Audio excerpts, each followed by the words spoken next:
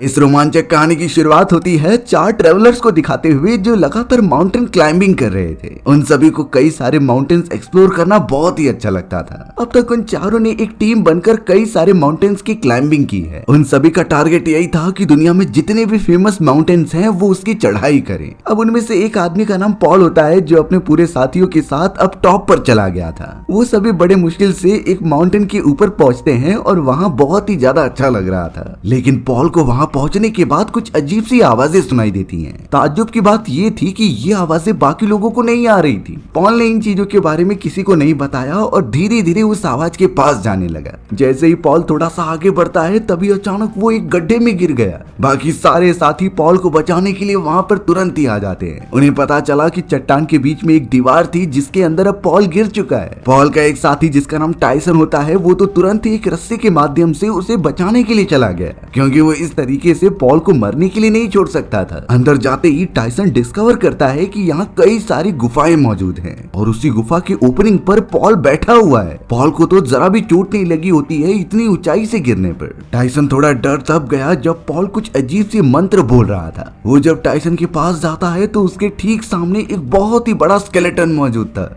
ये स्केलेटन किसी इंसान का तो लग ही नहीं रहा होता। उस बड़े से स्केलेटन के साथ वहाँ पर कई सारे छोटे छोटे स्केलेटन्स भी थे जो शायद उसकी वॉरशिप कर रहे होते हैं और उसके सामने झुके हुए होते हैं। अब ये पूरा स्ट्रक्चर किस रिलेटेड है टाइसन को बिल्कुल समझ में नहीं आता। फिलहाल उसके लिए प्रायोरिटी ये थी कि वो अपने दोस्त को यहाँ से रेस्क्यू करके दूसरी तरफ लेकर जाए। अब जैसे ही टाइसन पॉल के पास आता है तो पॉल टाइसन को वार्निंग देने लगा था कि प्लीज मुझे मत टच करना, नहीं तो तुम सभी को एक बहुत ही बड़े खतरे का सामना करना पड़ेगा। पर टाइसन तो इन चीजों पर बिल्कुल भरोसा ही नहीं करता था। उसने तुरंत ही पॉल को टच किया और उसे किसी भी तरीके से उठाकर ऊपर लेके आ गया। पॉल इस समय कमजोरी के मारे बेहोश हो चुका था।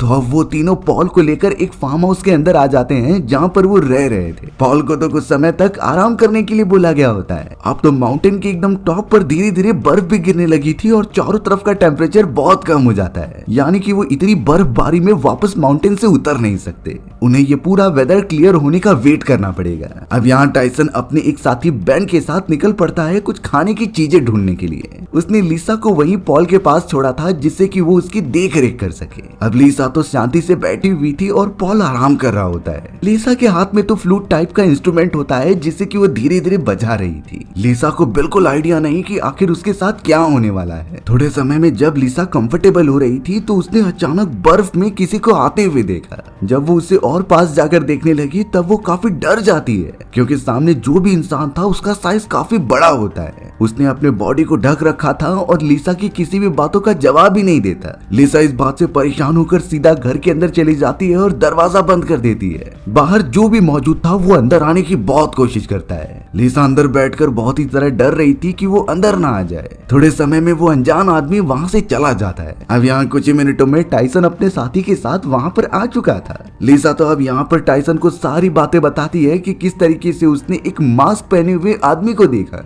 उसका साइज नॉर्मल इंसान से काफी बड़ा था, लेकिन टाइसन और बेथ ने बोला कि हमें बाहर की तरफ कोई भी नहीं दिखाई दिया। अगर वहाँ पर कोई आता तो उनके पैरों के निशान तो ऑटोमेटिकली बन जाते, जबकि घर के आसपास ऐसे कोई भी निशान नहीं है। लेकिन लिसा तो अब फ्रस्ट्रेट हो चुकी थी और कहती है कि मैंने जरूर उसे देखा और वो यहाँ पर हमें नुकसान पहुंचाने आया है। फिलहाल सभी वो शांति से आराम करने लग जाते हैं। लिसा जब यहाँ पर गहरी नींद में सो रही थी तो पॉल अचानक उठ जाता है। वो तो लिसा के पास आकर उसके कान में कुछ मंत्र बोलने लगा था। अब ये मंत्र क्या होते हैं और इसका क्या असर होता है ये तो कुछ ही देर में पता चलेगा। सुबह होने पर सभी ये आइडेंटिफाई करते हैं कि पॉल वहाँ से गायब हो चुका है। थोड़ी इन्वेस्टिगेशन करने के बाद वो डिस्कवर करते हैं कि पॉल के पैरों के निशान यहाँ से दूर जा रहे हैं, यानी कि पॉल उसी डायरेक्शन में गया होगा। पॉल के बाकी सारे फ्रेंड्स उसकी फिक्र कर रहे थे, इसीलिए वो उस डायरेक्शन में निकल जाते हैं। टाइसन और उसके सभी साथी सीधा उन पैरों के निशान को फॉलो करते हुए आखिरकार पॉल के पास पहुंच गए थे। पॉल तो उस बर्फीले वाली चट्टान के एकदम कॉर्नर पर बैठकर कुछ मंत्र पढ़ रहा था। उसके हाथ में तो वही अजीब सा इंस्ट्रूमेंट मौजूद होता है जो इससे पहले लिसा ने लिया था। टाइसन और बेथ तो पॉल को समझा रहे थे कि तुम इस तरीके से यहाँ पर नहीं बैठ सकती क्योंकि ये खतरनाक हो सकता है,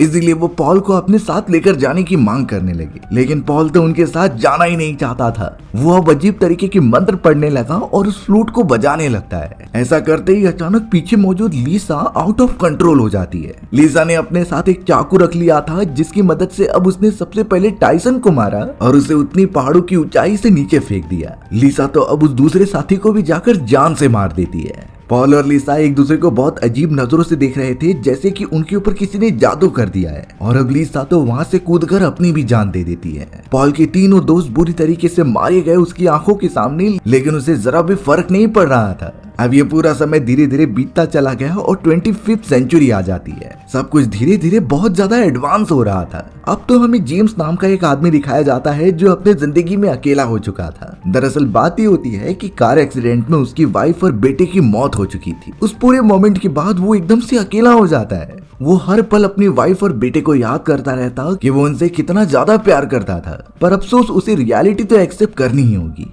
जेम्स तो खुद की सिक्योरिटी वाली शॉप चलाया करता था, पर उसका फिलहाल के लिए काम में बिल्कुल मन नहीं लग रहा होता। वो तो अब एक रेस्टोरेंट में चले जाता है और वहाँ कई सारी ड्रिंक्स पीता है। रेस्टोरेंट वाले भी जेम्स को कुछ नहीं बोलते क्योंकि उन्हें जेम्स की कंडीशन के बारे में पता था। अब यहाँ जेम्स के पास अगले दिन उसकी सबसे बेस्ट फ्रेंड की बेटी अमेंडा आती है। अमेंडा के फादर की भी हाल ही में मृत्यु हो चुकी थी। यानी एक तरीके से देखा जाए तो जेम्स और अमेंडा की कंडीशन सेम ही है। दोनों ने अपनी फैमिली को खो दिया है जिससे वो बहुत ज्यादा प्यार करते थे। लेकिन अमेंडा यहाँ जेम्स को समझा रही थी कि ये जो चीजें हम एक्सपीरियंस करते हैं वो रियलिटी में होती ही नहीं। हमें इन सारी चीजों को भूलकर एक न्यू स्टार्ट करना चाहिए और लगातार आगे बढ़ना चाहिए। अमेंडा तो जेम्स को भी अपना फादर माना करती थी और उससे हर सजेशन आकर लेती है। फिलहाल अमेंडा को उसकी मदर का कॉल आ जाता है तो उसे जाना पड़ा, लेकिन वो अंकल जेम्स को स्ट्रॉन्ग रहने के लिए कहती है। इस कंडीशन में आदमी एकदम से बेकार हो जाता है, पर उन्हें हिम्मत रखनी होगी और आगे बढ़ना होगा। अब यहाँ अगले दिन अमेंडा की मदर अपने घर पर अपनी बेटी को ही ढूंढ रही थी, लेकिन अमेंडा घर के किसी भी कोने पर नहीं होती।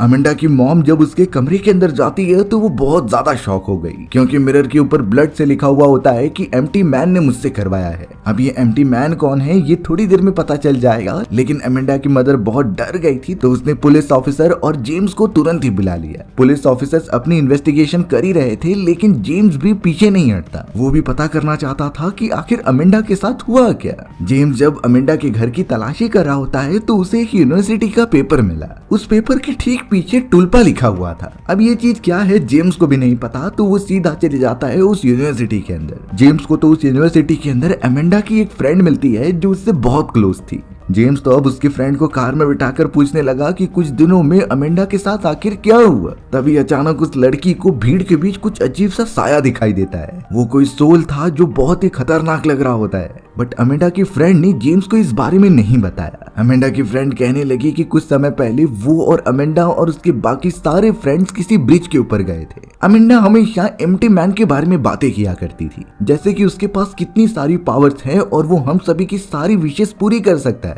अगर एम्प्टी मैन को देखना है तो उस ब्रिज के ऊपर जाकर किसी खाली बोतल को फूकना होगा। उस मोमेंट के बाद तुम्हें एम्प्टी मैन के बारे में सोचना है और लगातार उन्हें अपने मन पर हावी होने देना है, जिससे कुछ समय के अंदर तुम्हें एम्प्टी मैन के होने का प्रेजेंस महसूस होगा और अगले दिन तुम्हें एम्प्टी मैन दिखना भी स्टार्ट हो जाएगा। यही जांच पड़ताल करने के लिए अमेंडा और उसके सभी दोस्त उस ब्रिज के ऊपर गए थे। उन्होंने सारे रिचुअल फॉलो करते हुए एक खाली बोतल के अंदर फूंक मारना स्टार्ट किया और एम्प्टी मैन को याद किया। थोड़े समय के अंदर उन्हें कुछ आवाज आती है। ठीक उनके सामने वही साया आ गया था जो शायद एम्प्टी मैन है। अमेंडा के सारे दोस्त वहां से डरकर भागने लगे, लेकिन बात तब बिगड़ जाती है जब अगले दिन अमेंडा को देखा गया उसके किसी फ्रेंड के कान में बोलते हुए। वो तो कुछ मंत्र गुनगुना रही थी जो बहुत ही वियर्ड होता है। इससे ज्यादा अमेंडा की वो फ्रेंड को नहीं पता था और वो इन चीजों में इंक्लूड भी नहीं होना चाहती, इसीलिए वो वहां से चली जाती है। जेम्स को काफी सारी बातें पता तो चल चुकी थी, इसीलिए वो अमेंडा के और भी सारे दोस्तों के पास चले जाता है जो कि लास्ट टाइम रिचुअल करने के लिए उस ब्रिज के ऊपर गए थे। पर शॉकिंग बात थी कि उनमें से कोई भी बच्चा अपने घर पर नहीं होता, यानी वो अमेंडा की तरह मिस्टीरियस तरीके से गायब हो चुके हैं। अब तो जेम्स इतना ज्यादा परेशान हो गया और उसे नहीं समझ रहा था कि वो क्या करे। इसीलिए सच्चाई का पता लगाने के लिए जेम्स खुद ही उस ब्रिज के ऊपर चला जाता है। यानी वो भी देखना चाहता था कि सभी लोग जो एम्प्टी मैन के बारे में कह रहे हैं वो सच भी है कि नहीं।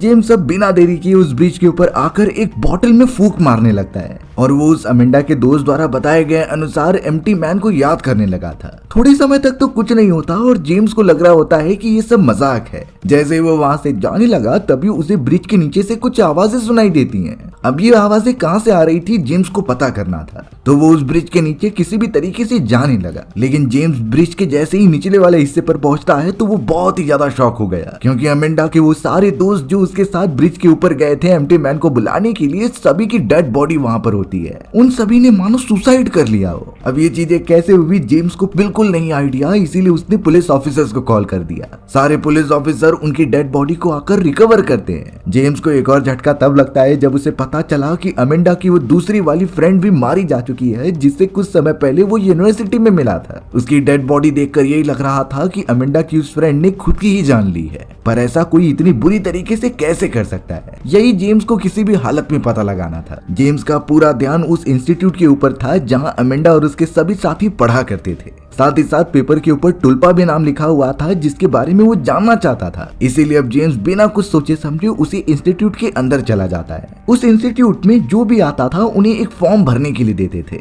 जेम्स ने जब फॉर्म के अंदर देखा तो उसमें कई अजीब सी बातें लिखी हुई होती हैं जो इंसानों को चौंका दे।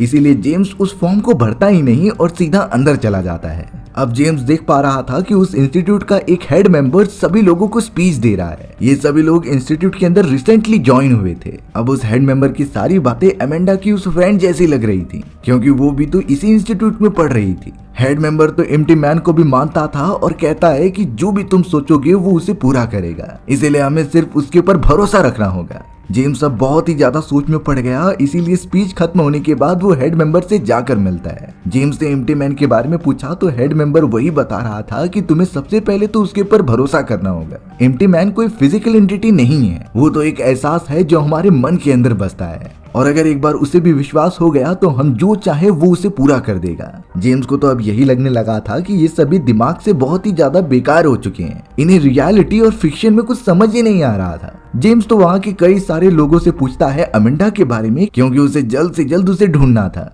पर अफसोस उनमें से किसी को कुछ नहीं पता होता। जेम्स तो अब खुद ही उस इंस्टीट्यूट को एक्सप्लोर करने लगा और अमेंडा को ढूंढने के लिए दूसरी तरफ निकल पड़ता है। एक चैम्बर में आने के बाद जेम्स नोटिस कर रहा था कि कई सारे बाल्ड लोग एक ब्लैक पेपर को घूरते जा रहे हैं। साथ ही साथ वो सभी एक रिकॉर्डिंग को सुन रहे थे जो एम्प्टी मैन के बारे में था। शायद वो सभी एम्प्टी मैन की वॉरशिप कर रहे हों। अब इसी तरीके से आगे बढ़ने पर जेम्स को चेयर पर बैठे हुए कुछ लोग दिखाए जाते हैं जो शायद एम्प्टी मैन को बुलाने का प्रयत्न कर रहे थे। रिचुअल के हिसाब से सभी के हाथ में बॉटल मौजूद थी और वो उसके अंदर फूंक रहे होते हैं। साथ ही साथ सभी को बताया जा रहा था कि वो एम्प्टी मैन के बारे में सोचते रहे। जेम्स भी इन चीजों को नोटिस करने के लिए अंदर जाकर बैठ जाता है, लेकिन थोड़ी देर के अंदर कुछ सिक्योरिटी ऑफिसर्स वहां पर आकर जेम्स को वहां से निकाल देते हैं, क्योंकि जेम्स ने फॉर्म भी नहीं भरे थे और वो यहाँ पर इलीगली घुसा आया था। अब जेम्स जब बाहर की तरफ आता है तो उसे वही लड़का दिखाई दिया जिससे कि उसने अमेंडा के बारे में पूछा था। वो लड़का बताने लगा कि अमेंडा यहाँ पर नहीं है, बल्कि उसे शिफ्ट कर दिया गया है किसी दूसरे लोकेशन पर। वो लोकेशन फॉरेस्ट के एकदम बीचों बीच वाली जगह पर है और वहीं पर उसे रखा गया है। वो लड़का तो जेम्स को वार्न कर रहा था कि तुम इस इंस्टीट्यूट में वापस मत आना, क्योंकि ये सब बहुत खतरनाक इंस्टीट्यूट वाले हैं जो किसी की नहीं सुनते और मौका मिलने पर उन्हें खत्म भी कर देते हैं। अब जेम्स फिलहाल के लिए उस लड़के की बातें मान जाता है और निकल पड़ता है अमेंडा को ढूंढने के लिए उस डीप फॉरेस्ट के अंदर। उसके पास वो मैप मौजूद था जिससे ट्रेवल करते हुए वो फॉरेस्ट के एकदम बीचों बीच पहुंच गया। वहां पर जेम्स को एक वुड का घर मिलता है जो बहुत पुराना था। अंदर घुसने पर उसे कई सारी फाइल्स मिली। उस फाइल के अंदर लिटरली अमेंडा और जेम्स की भी फाइल होती है, जिसे वो निकाल कर देखने लगा। एक फाइल में अमेंडा की डिटेल्स तो मौजूद थी, लेकिन जेम्स की डिटेल नहीं होती। अब ये बातें किस तरफ इशारा कर रही है उसे भी नहीं समझ रहा था और फिलहाल वो कई सारे वीडियो कैसेट्स उठा लेता है। उन कैसेट्स को वो प्ले करने लगा जिसमें कि कई लोग एक आदमी के ऊपर एक्सपेरिमेंट कर रहे थे। ये एक्सपेरिमेंट को एक्सोर्सिज्म ज्यादा लग रहा था। वीडियो के अंदर मौजूद सभी लोग उस आदमी के ऊपर मंत्र पढ़ रहे होते हैं और थोड़ी देर के अंदर उसके बॉडी में कुछ अजीब सी हलचल होने लगी थी। ऐसा लग रहा था कि उस आदमी के बॉडी में कोई दूसरी आत्मा आ चुकी है जो उसे कंट्रोल करने लगी। जेम्स इन्हीं सारी चीजों को देख रहा था, पर उसे अब अचानक बाहर की तरफ से कुछ आवाजें आती हैं। जेम्स उन्हीं आवाजों के जब पीछे गया तो वो नदी के दूसरी तरफ देख रहा था कि कई सारे लोग वहां मौजूद हैं और वो आग के चारों तरफ मंत्र पढ़ते जा रहे हैं। थोड़ी देर में वो आग एकदम से अपने आप ही हिलने लगी और ऊपर की तरफ बढ़ रही होती है। जेम्स ने ऐसी अनोखी चीज अपनी लाइफ में कभी नहीं देखी। पर थोड़ी देर में यहाँ रिवील हुआ कि उन सारे अनजान लोगों ने जेम्स को लोकेशन का पता लगा लिया है। इसीलिए अब वो जेम्स को चोट पहुंचाने के लिए उसकी तरफ भागने लगी। जेम्स भी इस तरीके से मरना नहीं चाहता था। वो सीधा अपनी कार में बैठता है और फॉरेस्ट से बाहर निकलने लगता है। पूरे रास्ते में वो एक भी जगह पर नहीं रुका और वो सीधा पुलिस स्टेशन आता है। जेम्स ने उसने सभी पुलिस ऑफिसर को उस इंस्टीट्यूट और उन सारे अजीब लोगों के बारे में बताया जो दूसरे लोगों की धीरे धीरे जान ले रहे हैं। पर अफसोस प्रूफ न होने के कारण कोई भी पुलिस ऑफिसर जेम्स की बातों पर विश्वास ही नहीं करता। जेम्स तो अब एकदम फ्रस्ट्रेट होकर सीधा चले जाता है अमेंडा की मदर के पास मदद मांगने के लिए। जेम्स तो अमेंडा की मदर को सब बताने लगा कि किस तरीके से अमेंडा उन ग्रुप के बीच में शामिल हो चुकी है जो एम्प्टी मैन नाम की एक खतरनाक शक्ति की वॉरशिप करते हैं। ये सारी चीजें वो इंस्टीट्यूट वाले करा रहे थे जिनमें के सारे बच्चे ज्वाइन हुए होते हैं। उन्होंने ही इन बच्चों को मारा था और उनकी जान ली थी। तो इसीलिए अब जेम्स चाहता था कि वो अमेंडा को बचाएं और इस पूरे इंस्टीट्यूट के बारे में लोगों के सामने लेकर आए। थोड़ी देर में उनके पास एक कॉल आता है जिसे कि जेम्स ने उठा लिया था। उस फोन में से तो वही फ्लूट वाली धुन आने लगती है जिसे कि जेम्स ने सुन लिया था। वो समझ गया कि शायद वो अजीब से लोग उनके पीछे भी पड़े हैं। इसीलिए जेम्स अमेंडा की मदर को वहां से लेके जाकर उसे सेफ रखने के लिए कहीं और चला गया। उसने अमेंडा की मदर को समझा दिया कि वो इंस्टीट्यूट वाले तुम्हें भी मारने आ सकते हैं। यहाँ हमें पता चला कि अमेंडा की मदर और जेम्स एक दूसरे से प्यार करते थे। वो दोनों मिलकर एक साथ रहना चाहते थे लेकिन वैसा कभी मौका ही नहीं मिला। जेम्स ने अमेंडा को एक होटल में भेज दिया और वो वहाँ पर सुरक्षित रहेगी। अब जेम्स अपनी इन्वेस्टिगेशन के लिए चारों तरफ घूमने लगा। अचानक अब उसकी नजर उसी लड़के के ऊपर जाती है जिसने कि अमेंडा का पता बताया था फॉरेस्ट के अंदर। वो लड़का अपने कुछ दोस्तों के साथ कार की मदद से एक हॉस्पिटल में जा रहा था। तो इसीलिए अब जेम्स ने उसका पीछा किया और वो भी हॉस्पिटल में चला जाता है। जेम्स ने देखा कि वो सभी लोग एक पेशेंट के सामने मौजूद हैं और उसके सामने घुटने टेक रहे हैं। ये पेशेंट कई सालों से अब तक उठा नहीं था और अब ये बात पता नहीं कि ये कौन है और ये लोग उसके सामने इस तरीके से क्यों बिहेव कर रहे हैं। जेम्स को ये चीजें पता करनी थी, इसीलिए वो उस लड़के को बेहोश करके अपने साथ लेकर चला जाता है। जेम्स तो उस लड़के को मार मार कर पूछने लगा कि तुम्हें किसने कहा था मुझे फॉरेस्ट में भेजने के लिए। वो बेचारा लड़का बता रहा था कि इंस्टीट्यूट वाले ने ही मुझे तुम्हें वहां भेजने के लिए कहा। जेम्स तो उस हॉस्पिटल में मौजूद पेशेंट के बारे में भी पूछता है जिस पर वो लड़का बताने लगा कि उस पेशेंट के जरिए एम्प्टी मैन हमसे बातें करता है। ये बहुत ही ज्यादा चौंकाने वाली बात थी कि सब कुछ रियल में हो रहा है। जेम्स का भरोसा इस मोमेंट पर कोई भी नहीं कर रहा था, यानी उसे आगे की इन्वेस्टिगेशन खुद ही करनी होगी।